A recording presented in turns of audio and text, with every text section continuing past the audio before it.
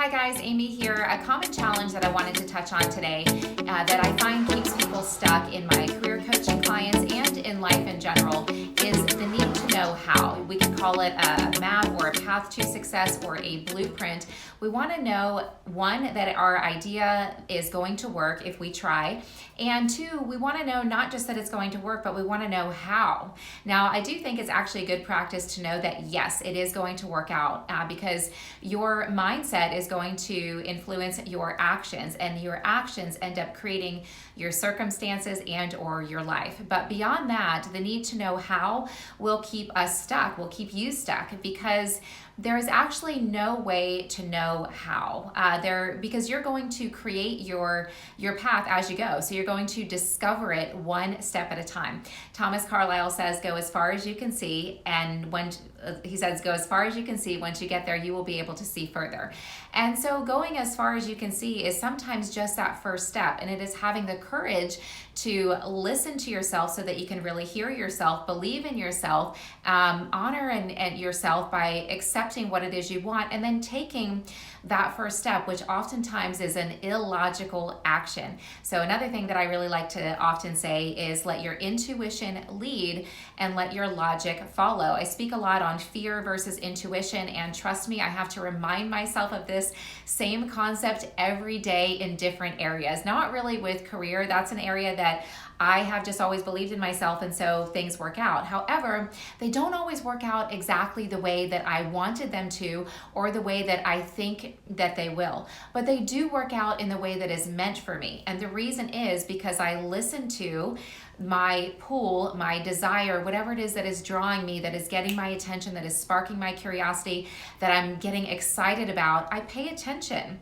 and then I take a step in that direction, not knowing what is going to happen. And sometimes I go 10 steps in this direction. Sometimes I even accomplish the goal, and then I realize, you know what? This is actually not what I want, or not what I want anymore, not what I want moving forward. But now that I've learned all of this stuff on this path that I've created, this is part of my path that is now leading me in this direction. I challenge you to take notice, pay attention, and just start by getting curious. Get curious about why it's there. A lot of times we don't accomplish what it is we really want to because we don't acknowledge what it is we want.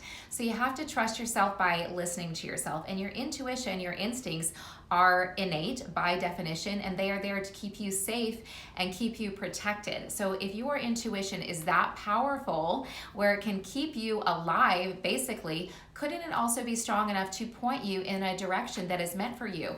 And or in a direction, meaning a direction that is meant for you doesn't have to mean that that is your end goal, but it is part of the path in getting you toward either becoming happier and more aligned, overcoming a persistent nagging challenge that has been keeping you stuck up until that point. If something keeps showing up, whether it is exciting you or bothering you, you want to pay attention.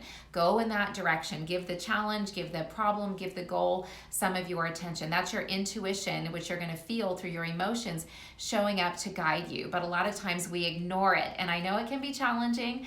Trust me, like I just said, I deal with it in other areas of my life that I tend to struggle with. But I do the work of paying attention to why is this feeling showing up. Let me give it some attention, and that's the same thing as going in that direction. That's going to be part of my path and discovering what is ultimately meant for me.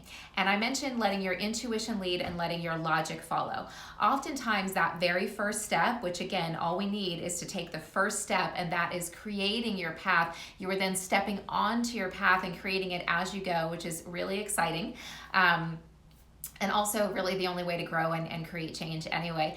But that first step is all that you need to see. And a lot of times, so your first step will come in the form of an idea. So something is on your mind, something is in the back of your mind, that voice, that pull, pointing you in a direction, and you want to listen to, pay attention, get curious about it. Then your first step is going to show up. It might be to reach out to someone, it might be to do some research, it might be to write down your goals, whatever it is. Oftentimes it will be a completely illogical action. It will feel like, what am I doing? This makes absolutely no sense, but for some reason, I feel inclined to carry this action through. That has happened for me so many times, and it's actually how I booked one of my first events, one of my first motivational events, through another illogical action that I was, some outreach I was doing, And I was thinking, this makes absolutely no sense. I'm wasting time here. But I wasn't wasting time, because somebody that I ended up connecting with gave me an opportunity. And then that got the ball rolling, and that part of my career started. And I often talk about how I got my sales career started many years back by, again, doing an illogical action. I had got the idea that, if I could do anything, or I had answered the question, the honest question, if I could do anything, what would I do? And I said I would write. And then I got online the next morning. My illogical idea, intuition, no logic, was to get online and research the local magazine's website to see if there were any opportunities. The reason it was illogical was because back then I didn't have enough writing experience where I felt like I could get a staff writing job. I was also 26 years old and I had bills to pay. I had my own apartment, so I didn't think that getting an internship and a writing internship was going to be the right move for me either. So I was literally thinking, this makes absolutely no sense. What am I doing here? But that illogical action, something kept telling me to just keep looking on the website, and I ended up pursuing a sales position that I saw posted there, which even as I was applying online, I said, this makes no sense. I don't meet the qualifications, but it got my sales career started. So the idea was, I want to write, my draw, my pull. I want to be a writer if I could do anything.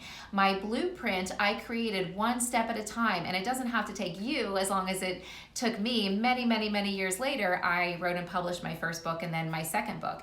And my first book was on recruiting. So I got my sales career started in advertising sales, and then I got into medical sales, and then ultimately later I got into medical sales recruiting, which now has led to speaking and consulting and corporate workshops, and it led to my first book on recruiting. So you can't know, but if you don't listen to yourself so that you can hear what it is you want, trust your instincts that are guiding you in the right direction, you will miss out, or at the very least delay your progress, your success. So you just want to take the first step. That is how you get started and how you will ultimately create your path. And also another thing for me when I was a kid, just going back to that pool, I always knew that I had something to say, and I honored that need for self-expression, knowing that that was somehow going to be important for me and my purpose. I started writing, and then many, many, many years later, I started speaking. But I created little opportunities for myself. I say little, but our little action steps, seemingly small action steps that we take, can magnify and have that ripple effect and really start to create our life. And Jordan Peterson did the same thing. I've got a lot of catching up to do to get to where he's at. Love JP. But he said he just one day started talking about topics that he was passionate about. And look where that has led to. He's been able to help and positively impact so many people.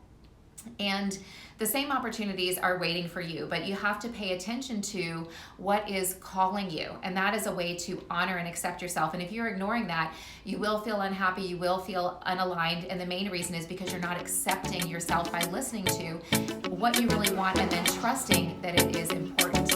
You have something to offer, and when you don't further explore what that is, you deny the world your gifts. And I think that sounds